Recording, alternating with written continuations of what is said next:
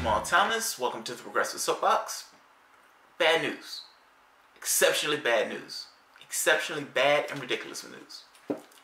Hillary Clinton's super PAC is going to be out to contest Trump, or to resist Trump. Now again, nobody knows what this means. Nobody ever defines what that means to quote-unquote resist Trump. It just seems to be a catch-all. But that catch-all is the modus operandi of Hillary Clinton's super PAC that has now gone rogue. This is amazing. I don't understand why this woman doesn't bury her head in a sand, in a hole, in the desert. Leave the world to its own devices. You've done enough. You have done enough. You had the indignity of 350 million people looking at you, sizing you up, and saying no, and then choosing a reality show host that was gross and obscene and everything that he did on the campaign trail. That is an amazing rejection. Do you really come out after that rejection and open a super PAC? I guess if you're Hillary Clinton, you do. So this is USA Today. The 2016 Democratic presidential nominee on Monday formally launched Onward Together, a political nonprofit group that she said is dedicated to advancing the progressive vision that earned her nearly 66 million votes in the last election. Here's your problem. We don't choose elections based on the number of people that voted. Now yes, you can say that's not right. You can say that's a bogus system. You can say all those things, and all those things will be true. What's also true is this woman did not win the presidency. And her super PAC has apparently turned into a zombie, being that it's not connected with a presidential campaign, and she's just going rogue in order to attack Donald Trump. This is amazing. The group is poised to help fund some of the organizations at the forefront of liberal efforts to push back on Donald Trump's agenda and to seize seats from Republicans in Congress. Clinton said Onward Together will support groups such as Swing Left, which is working to elect Democrats in the House, and Indivisible, a rapidly growing organization of anti-Trump activists who are using tactics borrowed from conservative Tea Party activists to oppose Trump and challenge congressional Republicans at town hall meetings. That rubs me wrong. I don't particularly like that. I understand you're supporting certain groups. Whatever. It's your money. You can do whatever you want with it. I don't like this idea that these guys are organizing to go and cause some ruckus at Republicans' town halls. What does that get you? Like, if you could be in a situation where groups organize to go to each and every town hall of a particular politician, or of politicians within a district, meaning they're shutting down each and every one of those town halls. Now, I'm not saying that they're fully shutting down the town hall. That's not what I'm saying. I'm just saying there's a difference between people who organically go to a town hall because they're interested, have a dialogue with their congressman, and if necessary, excoriate the congressman, as opposed to having a group of activists who premeditated go into these places with the intention of Tea Party tactics. There's a difference in those things. One is not necessarily being done out of some, I'm going because I'm representing my district, or I'm going to say something about something because I don't like something in my district and I don't like what they guys are doing. As opposed to, we're organizing a group of activists and we're going to go and disrupt town halls. Those are different to me. Those are different. For some reason, they're disrupting the town hall rubs them the wrong way. You can end up in a situation where nobody gets to town hall because nobody goes to the town halls. I don't want that situation, but certainly you can understand a politician saying, yeah, screw that, I'm not going to the town halls if that's what's going to be there waiting for me. And I'm not saying it's bad. Yes, you should go to town halls. Yes, you should have a gorgeous politician if you have politicians who's doing something that you don't particularly like. But ask yourself, is organizing with the intention of going to disrupt a better solution? And if that's the solution that both sides come up with, where does it get you? Where does it get you? Look, progressives, liberals, leftists, you have a problem. You have a problem. You're fundamentally divided. Completely. And in addition to being fundamentally divided, the leftists have this aspect, and the right does too, of needing things to be perfect, or needing things to be pure. Now, part of this came from just the battering it took from the Democratic Party. Progressives was a red-headed stepchild that was lied to and abused and kept in the closet. Nobody wanted to talk to us until every 4 years for election. Well, progressives have a chip on their shoulder about that because they full well realized they were being used. Yes, we want your votes. No, we're not going to do anything to get those votes. Now, those progressives wised up, set themselves on fire, hauled ass out the Democratic Party. And good for them. They should. But you have a problem.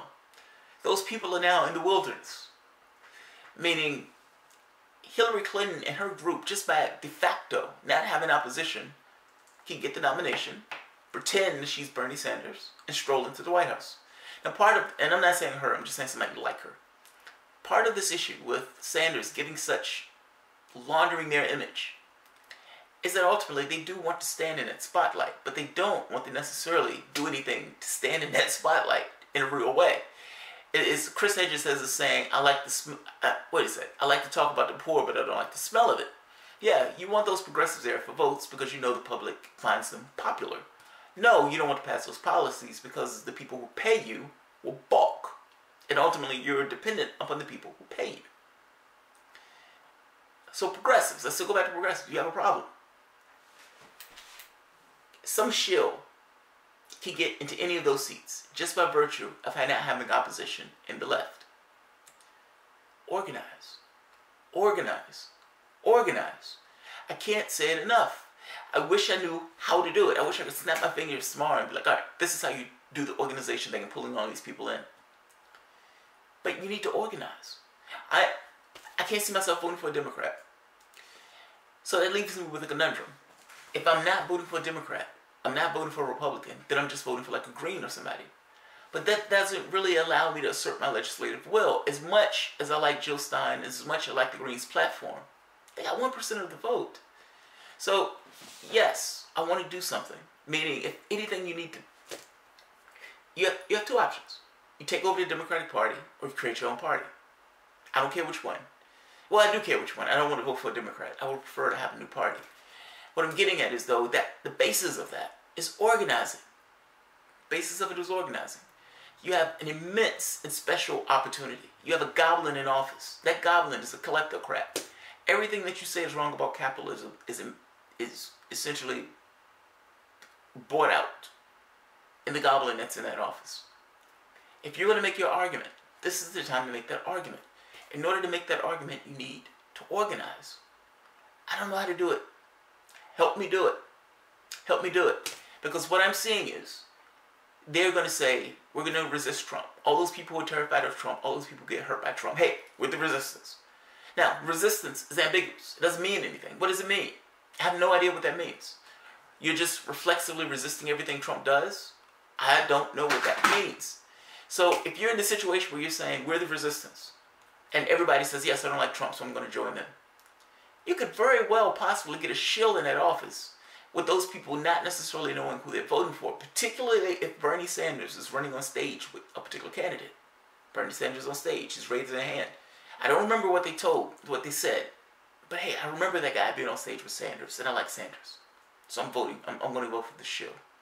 Now realizing those quantities are different. I guess I'm making this point that if you don't want her to prosper, if you don't want Justice Democrats to prosper, if you don't want some other corporate shill of a Democrat to prosper, if you want a certain level of integrity in the candidates that you put up and the people who you run, you're not going to do that in any of these parties. You're not going to do that just by hoping that those things come up. Organize. Organize. Organize. That's the only way you can do it. Form up. Pull in the unionists. Pull in the socialists. Pull in the Marxists. Put in the social libertarians. Pull in the libertarians. Pull in some of the Democrats. And have a conversation. Not to be purists, but with this idea of we can organize around honesty and integrity. That is a worthy goal to order around. Yeah, that's a worthy goal to organize around. You don't necessarily have to agree with each and everything the individual says. Yes, we can battle and war to the points that we disagree. But I guarantee you the majority of that document will be in agreement. I guarantee you. And I also guarantee you it will push the country further to the left because that's essentially where the country is. What I'm getting at is, if you want to have some influence, you can't be in the wilderness to have that influence. You need to do two things. A movement outside of the political establishment, putting pressure on the establishment, putting pressure on the apparatus of government. But you also need another party. You need another candidate. Both of those things require organization. Organize. I don't even know who this is aimed at. This is just one of those organize. I am going to create a website. Maybe that website can be the focal point, at least in the beginning, to get people together and to get people talking. But that's what needs to take place. The longer it takes for that to take place, the more likely one of these shills are going to end up in an office that you're not going to want them in. You can stand by and say, okay, that guy doesn't meet my boundaries, so I'm not going to vote for that guy. But guess what? Somebody's going to be in that office. And this isn't an argument to vote for somebody in the Democratic Party. This is an argument of, if you're going to do something, do it. If you need a vehicle, make it. If you need a driver, pick one. But ultimately, you need to do something to construct some vehicle that will allow you to use your legislative will. And standing by, hoping that the Democrat or hoping that a candidate springs up, is not going to do it. Organize. Organize. Organize. And look, I'm not saying this because I know how. I'm saying this principally because I don't know how. And because ultimately I'm on a time constraint. Like anything that I do for the most part is constrained by my job. It's like I have to do this to persist myself. And so the next time frame I kind of put it into doing a video. I saw this and it hit upon me in this thing of, yeah man, I really want to start a nonprofit in this way. With the point of changing the system and changing the narratives that people have of their world around them. So people like this, shills like this, are not allowed to take the office by calling themselves progressive, just painting themselves in this progressive limelight when they could be anything but. When they're on stage with Sanders, and again, painting themselves with this progressive limelight when they could be anything but. If you're going to combat that, you need somebody to combat that. You need it full time. You need somebody that wakes up in the morning and goes to bed at night thinking to themselves, class warfare. Her strategy can work here. It's a threat. It's a real threat. And what I'm saying, threat meaning, yes, pretending she's progressive will get some people because those people don't know any better. Sanders being on stage will get some people because those people don't know any better. And putting money into those other parts of the country, using this idea of, oh, I'm a progressive, and oh, we have Sanders. Yes, they may work to get people in seats. I mean, one thing after the other. It's not that the strategy is bad. Trump is grotesque. I'm making the point that you're at a prime time to actually do something different. You are. You have the two most hated people in regards to politics, one of which is the president. That particular one is doing some really ghastly stuff that is pissing people off. If you can't harness that energy into a new party, particularly if you can create a new party and harness that energy, yes, you can hit these guys square in the nose, hard, with this idea of actually changing this country. You can't do it by asking. And ultimately, Hillary Clinton will be able to go around and put her shields in these places because there is no resistance on the left to stop her. We need to organize. I'm open to suggestions. If that's creating some kind of summit for people to come to in June or something, I'm open to it. If it's meeting at the Left Forum, I am open to it. I'm unclear on a direction, but I do know a direction needs to be taken. And it needs to be one to directly give an option as opposed to that. And to give us a vehicle for which to vote. Because right now we are in the wilderness. So, alright guys, if you enjoyed the content, feel free to share, like, subscribe, and you can always support the work through